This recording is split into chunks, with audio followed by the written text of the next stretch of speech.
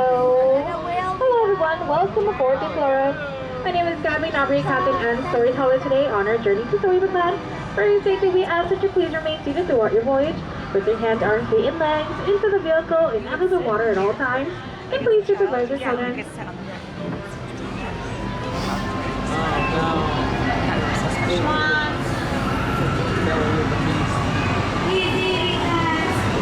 My friends, it looks like we're traveling through the jaws of Monster the Whale.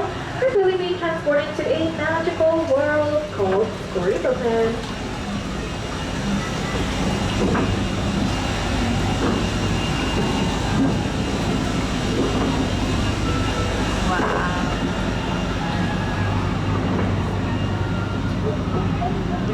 Our story today begins with a big bad wolf, and he lives in that cave just on our left. He's always after the three little pigs, but luckily they live just across the way in those three houses. One house made of straw, one made of sticks, and one made of guaranteed wolf-proof bricks. Our story now takes a strange turn, but just around the riverbed is a quaint English village, which is home to Alice, where one golden afternoon she followed a white rabbit down the rabbit hole, and down, down, down into one of Mommy's cell, where things only became curiouser and curiouser from there. Just across the way is London Park, where Peter Pan and the darling children took their first flight over to Neverland, thanks to the help of Tinkerbell's pixie dust, or they would never ever have to their work.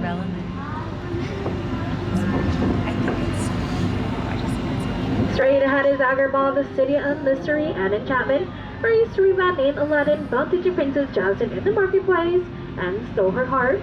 Now, although the two were from two different worlds with the power of love and the help of a genie, they're married, and now they live in the Sultan's palace. Listening to what she's saying.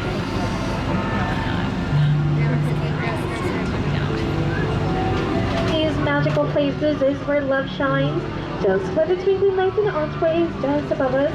Where you see much that Princess Jasmine and Aladdin first went out of the under, and the magic carpet ride into a whole new world.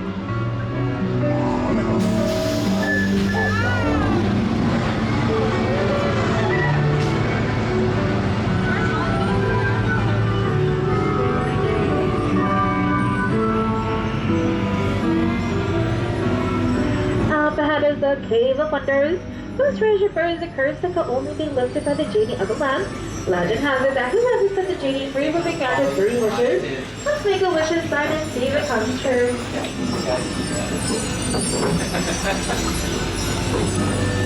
The lamp. The lamp. Snow White wished to be free from the evil queen, and when she came upon that cozy cottage to the right, the silver dwarves gave her shelter in return for her kindness. And just across the way, Cinderella wished to go to the ball, and her wicked mother forbade her, leaving her in her blue chateau on the left. Luckily, she had her fairy godmother who granted a wish, until she didn't return home by midnight and her carriage turned back into a pumpkin, and even up there on that bridge. Now, although magic does have its limits, love the child, and now Cinderella lives happily ever after.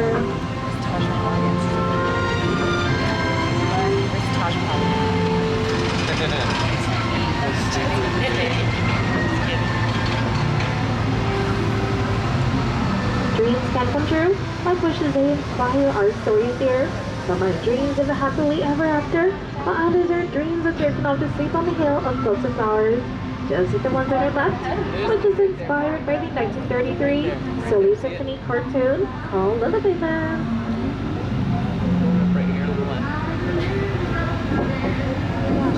There's duckies right here, Kiki. Duckies right here, ducks. There's magic all throughout Storybook Land. Those are the miniature trees that never grow thanks to Tinkerbell's enchantment.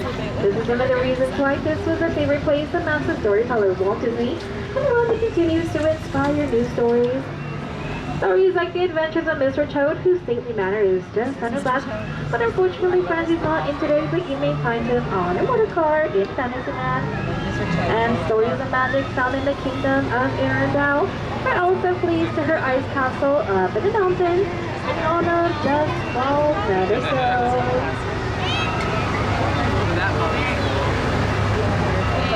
And Just up ahead is Alpine Village, where the wood carpenter peddler wished upon a star for his trumpet to become a real boy. Now the conductor saves him from the berry and falls to the whale. The cooper runs away.